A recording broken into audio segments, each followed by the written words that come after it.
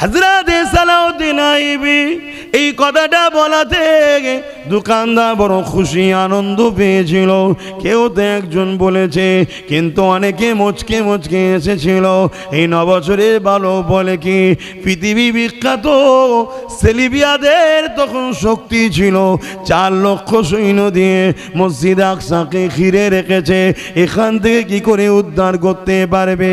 আল্লাহর হুকুম হলো সালাউদ্দিন আইবি জওয়ান হয়ে গেলে সঙ্গে সঙ্গে তিনি 12,000 সৈন্য নিয়ে মসজিদ আকসাকে উদ্ধার করবে বলে বাইতুল মুকাদ্দাসের দিকে রওনা দিয়ে দিয়েছিলেন। এই সময় যখন রওনা দেয় মসজিদ আকসা যাবার একটুখানি দূরে একটা তাঁবু তৈরি করে, ওইখানে তিনি আশ্রয় নেয়। একটা গুপ্তচরকে পাঠিয়ে দেয়, যান গিয়ে দেখেন মসজিদ আকসার পরিস্থিতিটা কি রয়েছে। ওই গুপ্তচর এসে সালাউদ্দিন আইবিকে জানিয়ে দিলেন, হুজুর বড় ভয়ানক ব্যাপার, 4 লক্ষ অস্ত্র নিয়ে মানুষ সৈন্য দাঁড়িয়ে রয়েছে, আমরা মাত্র 12,000। সালাউদ্দিন আইবি তাহাজ্জুদের নামাজের রক ছিল তখন, তাহাজ্জুদের নামাজে দাঁড়িয়ে গেলে নামাজ পড়ে নিয়ে দরুদ পড়তে লাগলে। এ যুবকেরা, নেতা তো তাদেরকে বানাও যে তাহাজ্জুদ পড়বে, যে 5 ওয়াক্ত নামাজ পড়বে, যে দরুদ পড়বে, তাকে তো লিডার বানাও, তবেই তো তুমি কামিয়াবি হবে। তোমার আমার লিডারটাকে, যাকে নবী দিবসে পাওয়া যায় না, যাকে জুম্মাতে 5 ওয়াক্ত পাওয়া যায় না, কিন্তু গায়রুল্লাহর ফেতে কাদাতে তোমার আমার নেতাকে পাওয়া যায়।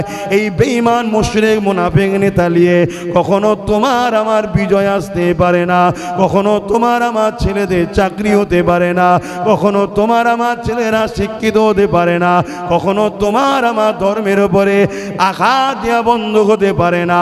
এই মনে রাখো, শুধরে যাও, আল্লাহ পাক কিন্তু ছাড় দিয়েছে, ছেড়ে কিন্তু দেয়নি। এ নওজওয়ানেরা, হযরত সালাউদ্দিন আইবি ফজরের সময় এসে যায়, নামাজ পড়ে নিয়ে হুজুর আমার একটা উঁচু জায়গায় দাঁড়িয়ে গেলেন। 12,000 সৈন্য দাঁড়িয়ে গেল সারিবদ্ধ হয়ে। চিফ কমান্ডার হিসাবে, সিপাহসালার হিসাবে সালাউদ্দিন আইবি খুতবা বক্তব্য দিতে লেগেছে। আমার সৈন্যরা, ভাইরা, গোপন সূত্রে জানতে পারলাম 4 লক্ষ সেলিবিয়া সৈন্য মসজিদ আকসাকে ঘিরে রেখেছে, আর আমরা মাত্র 12,000। বিরাট খুনি লড়াই হবে। আমি সালাউদ্দিন তোমাদেরকে জোর করব না বাবা, স্বাধীন দিয়ে দিলাম বাবা। যার ইচ্ছা যাবে সালাউদ্দিনের পিছনে আসবে, আর যার ইচ্ছা যাবে ঘরে ফিরে যেতে পারে। তবে সালাউদ্দিন আল্লাহর ঘর পরাজিত থাকবে, আর আমি আরামে জিন্দেগি কাটাবো, এটা হতে পারে না। এই কথা যখনই সালাউদ্দিন আইবি বলেছেন, 12,000 সৈন্য হুঙ্কার দিয়ে বলেছে, হযরত সালাউদ্দিন আইবি 4 লক্ষ কেন 40 লক্ষ থাকলেও পিছপা হব না। আল্লাহর ঘরকে ইনশাআল্লাহ আজাদ মুক্ত করব।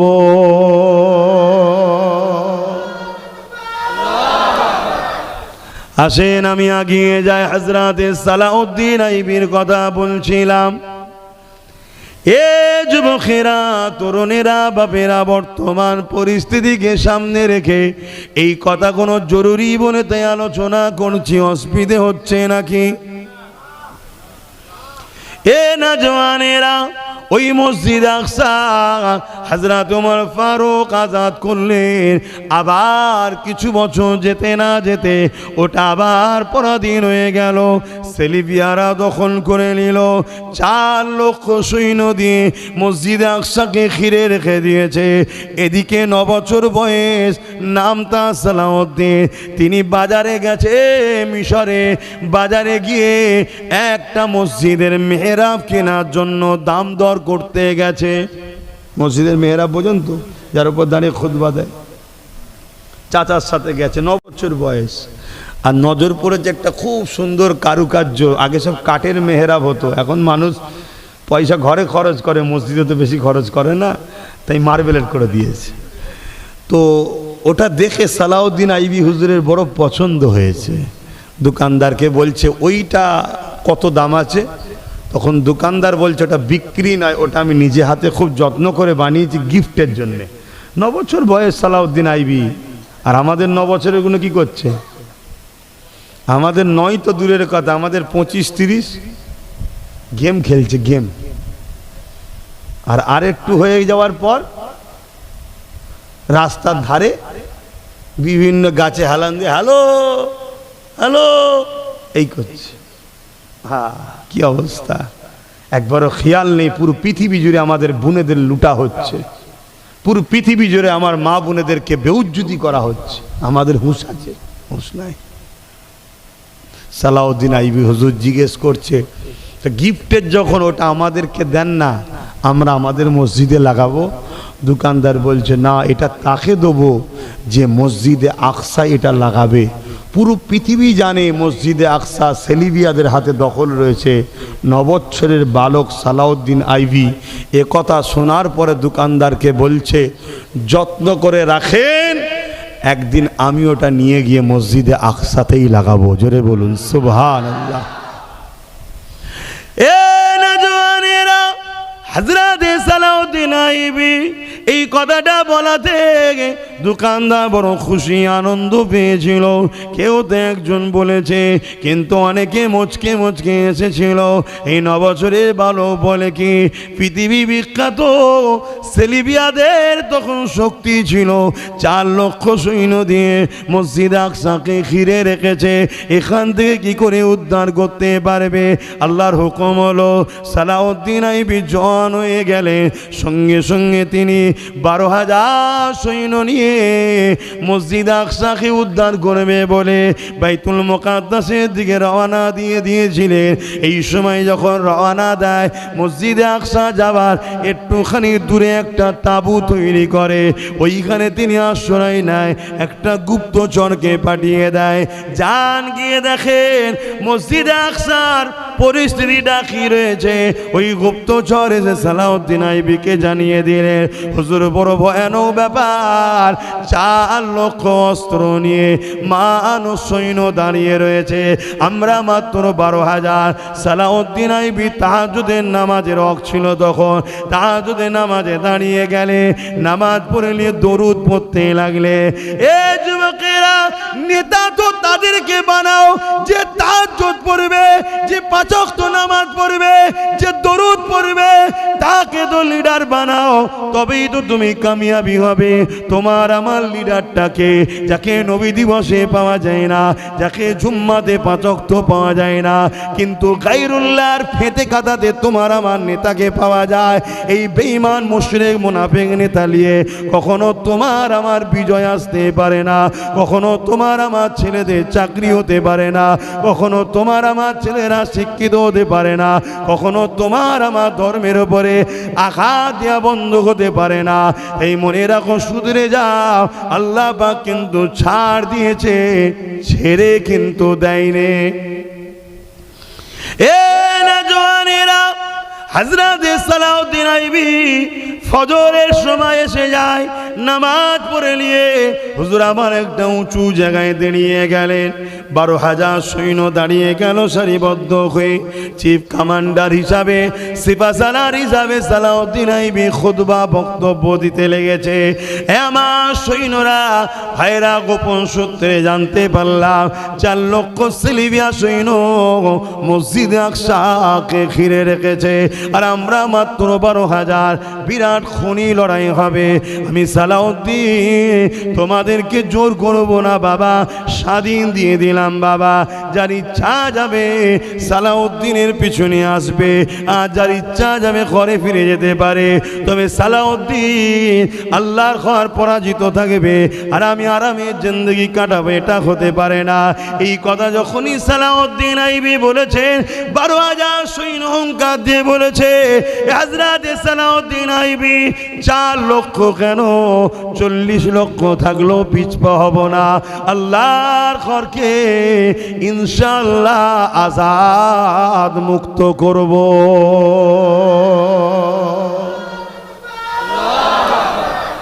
আর আজকে আমাদের কথা কি? আমরা কি করব? আমাদের এই নেই, আমাদের ওই নেই, আমরা গুটি কত, আমাদের কি হবে, আমরা কি পারবো? তো প্রথমেই কুফুরি করে বসে আছে। মায়ুস হওয়া ইসলামে কুফুরি, জানেন? মায়ুস হওয়া কি ইসলামে কুফুরি। আর কুফুরি যে করে সে যদি তওবা না করে মারা যায় সে জান্নাত যাবে না।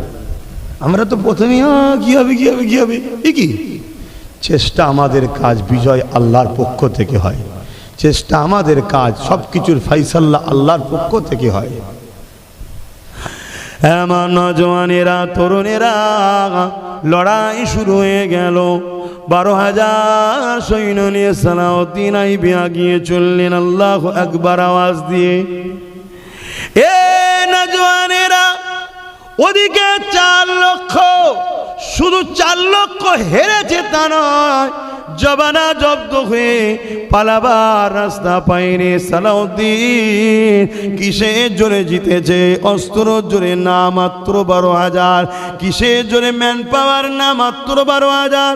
কিসের জোরে? ইমানের জোরে।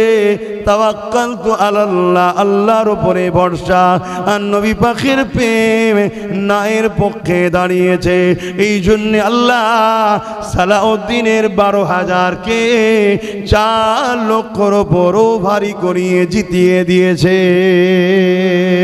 এ যুবকেরা, আমার হিন্দুস্তানের সুলতান গরিবে নওয়াজ মুঈনুদ্দিন আজমিরি সঞ্জালি আতায়ে রসুল হাসানি হুসাইনি, তিনি যখন আজমিরে আসতে লেগেছে, তিনি যখন এমন করে আসতে লেগেছে, বারবার তিনাকে বিভিন্ন জায়গায় রুকার চেষ্টা হয়েছে, কিন্তু যেই দেখে খুশি মনে কথা বলে ছেড়ে দেয়। যখন আজমিরে প্রবেশ করতে লেগেছে, তিনাকে রুকার জন্য অনেক চেষ্টা হয়েছে, কিন্তু রুখতে পারেনি। এ যুবকেরা, তরুণেরা, লাস্টে জাদুকর জয়পালকে নিয়ে এসে জাদু করে আগুনের বান মেরে তিনাকে মিটিয়ে দিবারও চেষ্টা হয়েছে, কিন্তু তাও পারেনি। আমার গরিবে নওয়াজ একা একা 39 জন তো রাস্তাতে পেয়েছে, একা একা এই ভারতের জমিনে অন্যায় অত্যাচার জুলুমকে মিটিয়ে দিয়ে মানুষকে মানুষের মতো বাঁচার জন্য নাই সত্য ইনসাফের বাণী, তাওহীদের বাণী, রিসালাতের বাণী, শান্তির বাণী এই ভারতের জমিনে প্রচার করে দিয়েছে। 850 বছর আগে চলে গেছে, আজও পৃথিবীর মানুষের হৃদয়ে গরিবে নওয়াজ সুলতান হিন্দ হয়ে রয়েছে। আর তোমার আমার এলাকায় কত লোক মরছে, 1 সপ্তাহ যায়নি বাড়ির বউ ছেলে বলে সব ভুলে গেছে। আর 700 বছর আগে চলে গেছে, কোটি কোটি লোক আজও যাচ্ছে। কেন? আল্লাহর পাগল, নবীর পাগল ছিল, ইনসাফ পরায়ণ ছিল, ন্যায় পরায়ণ ছিল, গরিব দরদি ছিল, মানবতা প্রেমিক ছিল, ন্যায়ের পক্ষে ছিলেন। তাই আল্লাহ তাকে আজও মানুষের হৃদয়ে জিন্দা রেখেছে, আজও সে বাদশাহী চালাচ্ছে। আমাকেও তার কাছে যেতে হয়, হুজুর আমি তো আপনার দেশের, আমার দিকে একটু নজর রাখবেন। কথা মাথায় ঢুকছে না? ঢোকে না কেন? বাদশা তিনি আমাদের। আর কিছু মুসলমান আছে এসব মানে না, আবার সে তার বিশ্বাস তার কাছে। কথা বুঝে আসছে না? নাই। তবে আমার আল্লাহ রসুল বলেছেন, যারা আল্লাহওয়ালা হয় তারা দুনিয়া থেকে চলে যাবার পরও 70 গুণ আল্লাহ পাওয়ার বাড়িয়ে দেয়। জোরে বলুন সুবহানাল্লাহ। দুরূদ শরীফ আল্লাহুম্মা সাল্লি আলা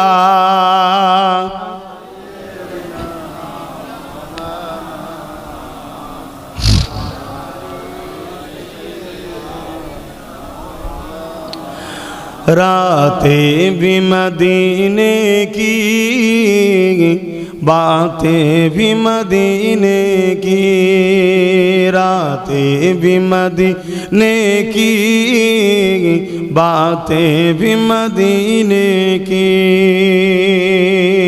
जीने में ये जीना है, क्या बात है जीने की।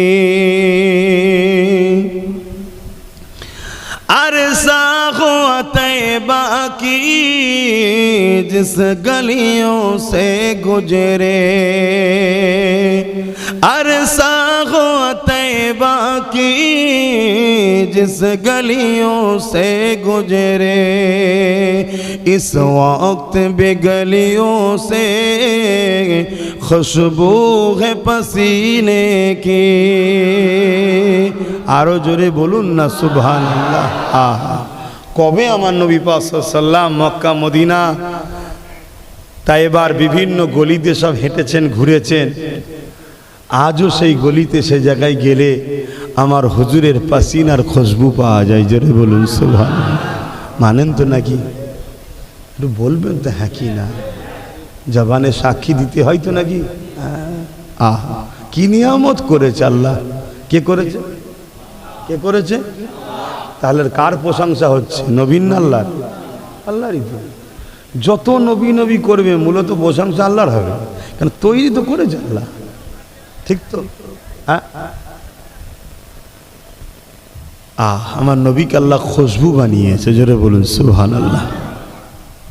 আম্মা জান হযরত আমেনা হুজুর বলেন, যেদিন হযরত আব্দুল্লাহ হুজুরের সঙ্গে আমার প্রথম রাত, বাসর রাত, সংসার জীবনের প্রথম জীবন এক জায়গায় যখন হয়েছে আমরা, তা আব্দুল্লাহর পেসিনা কপাল দেখলাম চমকাচ্ছে নূরে মোহাম্মদ রসুল। জোরে বলুন সুবহানাল্লাহ।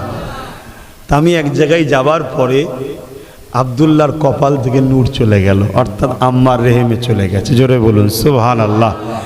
আমি আমেনার চেহারা থেকে একটা আলাদা জ্যোতি নূর বেরোচ্ছে, শুধু এটা নয় খুশবু বেরোতে শুরু হয়েছে। জোরে বলুন সুবহানাল্লাহ। এই খুশবু এত বাড়ছে, এত বাড়ছে, যত দিন যাচ্ছে খুশবু বাড়ছে।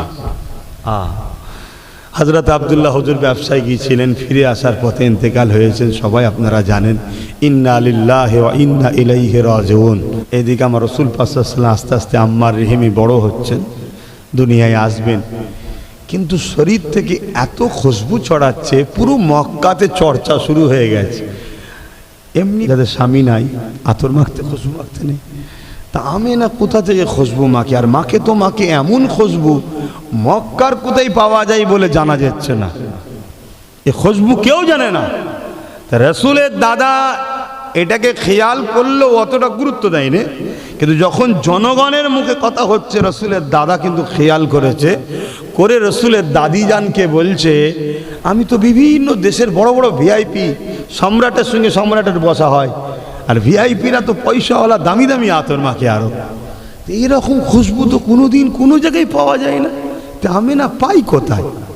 রাসূলের দাদি বলছে, আমি আপনাকে বলবো বলবো মনে করি সময় হয় না। আরে আমিও যখন আমেনা গোসলখানা থেকে বেরোই আর আমি যখন ঢুকি যেন মনে হয় আতরের ফ্যাক্টরি গোডাউনে ঢুকিছি। জোরে বলুন সুবহানাল্লাহ। আরো জোরে বলুন না সুবহানাল্লাহ। নারী দিবে, নারী দিবে, লব্বাইক লব্বাইক লব্বাইক, নারী দিবে। কি নিয়ামত করেছে আল্লাহ আমার নবীকে। সেই নবীর গোলামি করো, সেই নবীকে প্যার করো, সেই নবীর সুন্নায় জীবন গড়ো, সেই নবীকে মডেল বানাও, তবেই তো বিজয়, তবেই তো শান্তি। তা হযরত রাসূল পাক সাল্লাল্লাহু আলাইহি ওয়াসাল্লাম দাদা দাদি বললেন ডাকো, দাদিও বললেন আমেনাকে ডাকো। হযরত আম্মা জান আমেনাকে ডাকা হলো। আম্মা জান আমেনা এসে হাজির হয়ে গেলেন। রাসূলুল্লাহ দাদিজান জিজ্ঞাসা করছে, মা রে একটা কথা বড় জানতে ইচ্ছা যায়, সব জায়গায় আলোচনা হচ্ছে, আমরাও বড় জানার জন্য আগ্রহ হয়েছে। মা এত তুমি কোথা থেকে পাও মা? এমনি তো স্বামী যাদের না আতর মাখতে নাই, মারে আবার তুমি যে আতর মাখো, এ আতর মক্কার কোথা দিয়ে পাওয়া যায় না। তোমার শ্বশুর বলছে অন্য কোনো জায়গাতে যেসব জায়গায় যাই পাওয়া যায় না। এ বাবা আমেনা রে, এ আতর তুমি কোথা থেকে পাও? ওই সময় রাসূলুল্লাহ আম্মা জান আমেনা বলতে লেগেছে, আম্মা আব্বা এ আতর আমেনার নয়, আমেনা কোনো খুশবু ব্যবহার করে না। যেদিন থেকে মুহাম্মদ এসেছে আমার গর্ভ মোবারকে, সেই দিন থেকে এই খুশবু বেরোতে শুরু করেছে। এ খুশবু আমার নয়, আমার পেটে যিনি রয়েছে এ খুশবু হলো তিনা।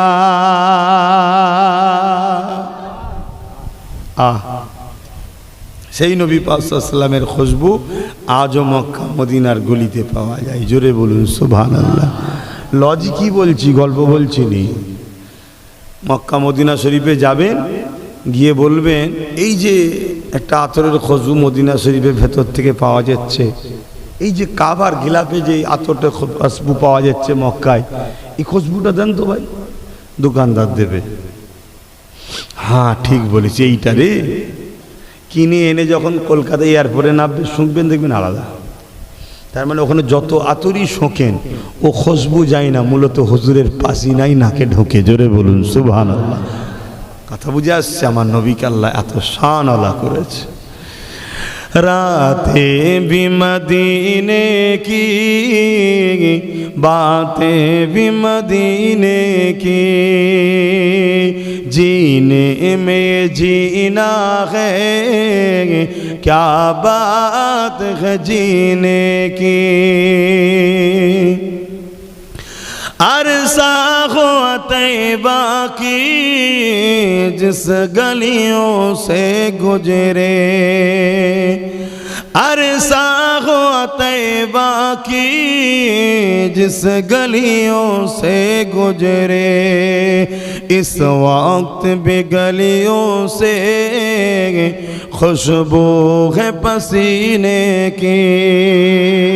रातें भी मदीने की बातें भी मदीने की,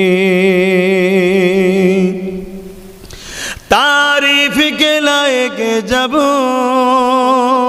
अल्फाज नहीं मिलते, तारीफ के लायक जब अल्फाज नहीं मिलते, तारीफ करे कोई किस तरह मदीने की। কোন ভাষাতে মদিনার তারিফ করবেন বলুন না। আরে নবী তো অনেক উঁচু ব্যাপার।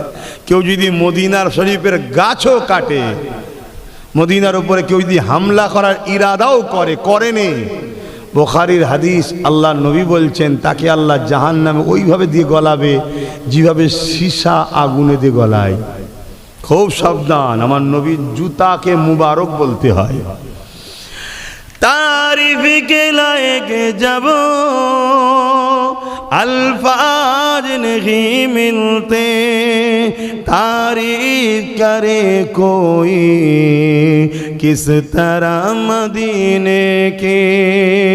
रातें भी मदीने की बातें भी मदीने की, जीने में जीना है क्या बात है जीने की। वो अपने निगाहों से दीवाना बनाते हैं, वो अपने निगाहों से मस्ताना बनाते हैं,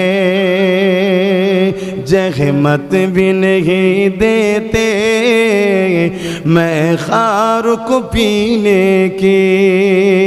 तारीफ के लायक जब अल्फाज नहीं मिलते, रातें भी मदीने की बातें भी मदीने की, जीने में ये जीना है क्या बात है जीने की। अल्लाहुम्मा सल्ली अला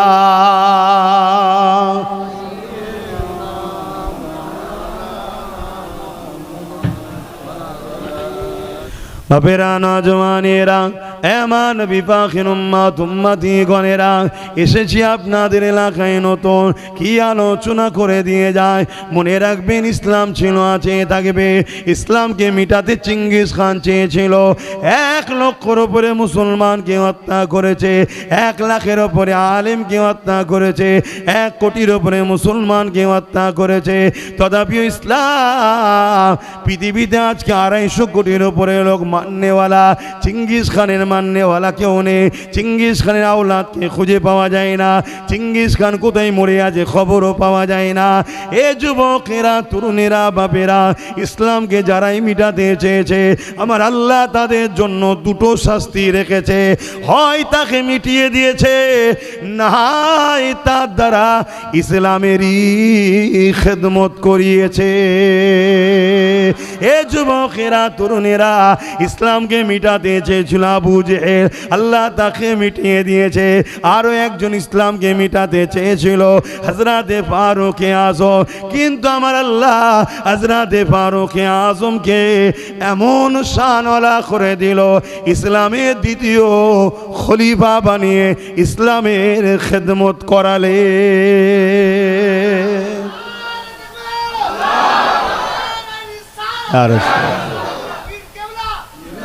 তাহলে ইসলামের বিরোধীদের দুটো শাস্তি, হয় আল্লাহ মিটিয়ে দেবে আর নচেত তাকেই খাদেম বানাবে।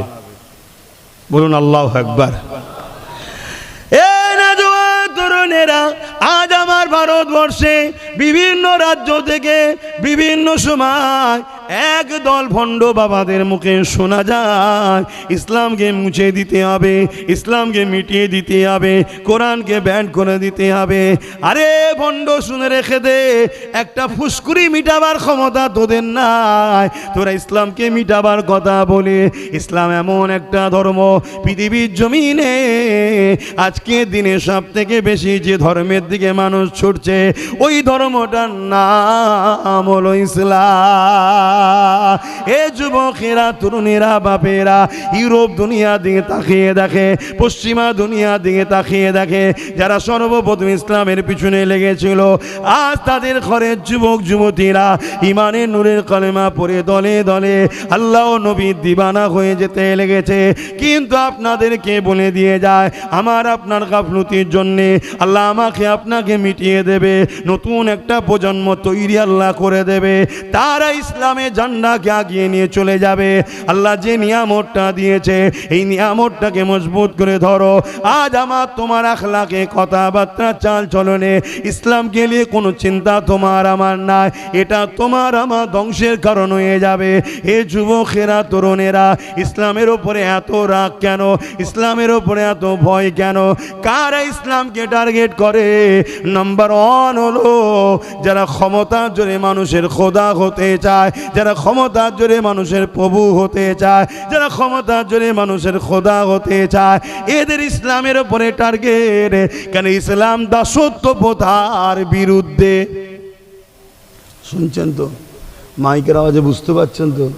তাহলে নম্বর ওয়ান দুশ্মন কারা?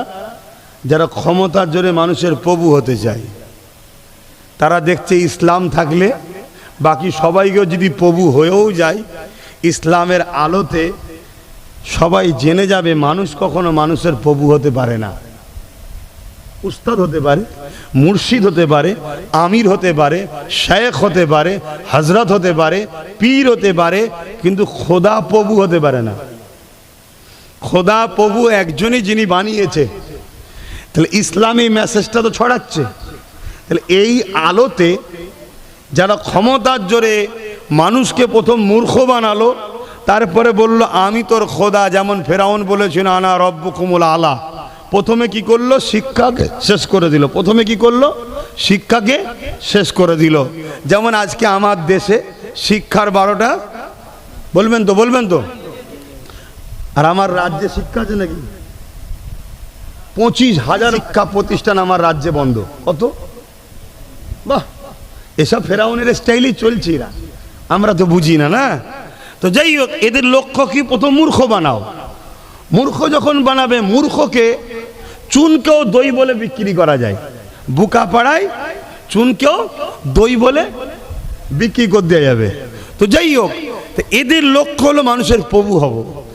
ইসলামের ঘরের একটা ছেলে রাস্তা দিয়ে যাচ্ছে, বদমাইশ, হালকা বয়সে গান দেখেছে, সিনেমা দেখেছে, যাত্রায় গেছে, হয়তো বদমাইশি খেয়ালে মদও খেয়ে ফেলেছে।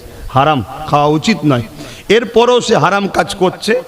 কিন্তু তাকে যদি বলা হয়, কেউ যে বলে আমি তোর খোদা, তুই আমাকে সেজদা কর, তোকে আমি যতদিন বাঁচবি মদ ফিরি, ওই মদখোর কি মানবে? এজন্য বলবেন তো ওই অবস্থায় উল্টে পড়ে যাচ্ছে তো কি হয়েছে? হাতে যদি নাও মারতে পারে, মুখে এমন কাঁচা কাঁচা কবিতা দেবে না, ওর খোদা হওয়া শখ মিটিয়ে দেবে। তার মানে কি, মুসলিম সমাজের ছেলেরা যত খারাপই হোক, এইটুকু জ্ঞান বিবেক বুদ্ধি আছে, রব আমাদের একজন। তিনি কে? একটু শাহাদত আঙুলটা তুলে বলবেন কে? আরো উচ্চ আওয়াজে বলুন কে? আল্লাহ। তাহলে এই জায়গায় প্রথম চান্সে যদি ইসলাম থাকে, তাহলে আমি যে অন্ধকার সমাজ তৈরি করছি, যে আজকে আমি বলবো আনা রব্বুকুমুল আলা, যেমন ফেরাউন বলেছিল, নমরুদ বলেছিল, তাহলে আজকের ফেরাউন কোন খোদা হতে গিয়ে বাধা হচ্ছে তো।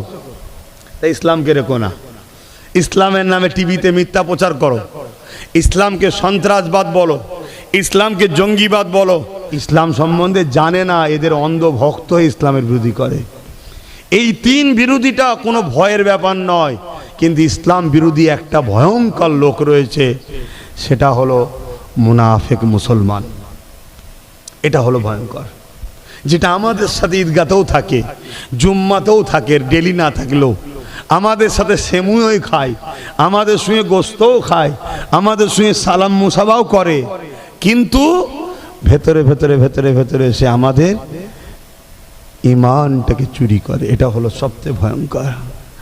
এর একটা নমুনা বলে যাচ্ছে, আল্লাহ নবীর হাতে হাত দিয়েছিলেন আবু বকর সিদ্দিক, আল্লাহ নবীর হাতে হাত দিয়েছিলেন আব্দুল্লাহ ইবনে উবাই, আল্লাহ নবীর পিছনে ইক্তেদা করে নামাজ পড়েছে আবু বকর সিদ্দিক, আল্লাহ নবীর পিছনে ইক্তেদা করেছে আব্দুল্লাহ ইবনে উবাই। এ যুবকেরা, আল্লাহ নবী যখন হজে গেলেন, আব্দুল্লাহ ইবনে উবাই নবী পাকের সঙ্গে হজে গেল, আবু বকর সিদ্দিকও নবীর সঙ্গে হজে গেল। আল্লাহ নবী যখন রোজার মাসে রোজা রাখতেন, আব্দুল্লাহ ইবনে উবাইও রোজা রাখতেন, আবু বকরও রোজা রাখতেন। আল্লাহ নবীর সঙ্গে আব্দুল্লাহ ইবনে উবাই ইফতার করত, আবু বকর সিদ্দিক ইফতার করত। আল্লাহ নবী যখন জিহাদের ময়দানে যেতে, আবু বকর সিদ্দিকও যেত, আব্দুল্লাহ ইবনে উবাইও যেত। দিনের জন্য আবু বকর সিদ্দিক মাল দিত, আব্দুল্লাহ ইবনে উবাইও মাল দিত। এই যুবকেরা, তরুণেরা, আবু বকর সিদ্দিকের মাথায় পাগড়ি টুপি, মুখে দাড়ি পরনায় জুব্বা ছিল, আব্দুল্লাহ ইবনে উবাইয়েরও দাড়ি টুপি পাগড়ি পরনায় জুব্বা ছিল। কিন্তু মনে রাখবেন, আব্দুল্লাহ ইবনে উবাই কোরআন ঘোষিত জাহান্নামী হয়েছে, আর আবু বকর সিদ্দিক আমার নবী পাকের দেওয়া দুনিয়া থেকে জান্নাতে সার্টিফিকেট পেয়েছে। এ যুবকেরা, আব্বারা, মায়েরা, বোনেরা, বুঝার বিষয় রয়েছে। দুজনেরই মুখে দাড়ি, দুজনেরই পাগড়ি, দুজনেরই টুপি, দুজনাই রাসূলুল্লাহর হাতে হাত দিয়েছে, দুজনাই নবীর পিছনে ইক্তেদা করে, দুজনাই নবীর সঙ্গে হজ করেছে, দুজনাই নবীর মজলিসে বসে কোরআন শোনে, দুজনাই এমন করে জিহাদে গেছে, দুজনাই রোজা রাখে।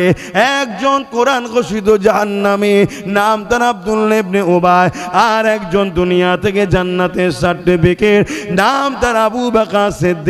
এই কারণটাকে হযরত আবু বকর সিদ্দিক জানিয়ে দিলে, এ দুনিয়ার মানুষেরা, আব্দুল্লাহ ইবনে উবাইয়ের যা আছে আমি আবু বকরের তাই রয়েছে। ওর নামাজ, রোজা, দাড়ি, টুপি, জুব্বা, পাগড়ি যা আছে আমারও সব রয়েছে। এই দিক দিয়ে ওর যা আছে আমারও তাই আছে, কিন্তু আমার যা আছে ওর তা নাই।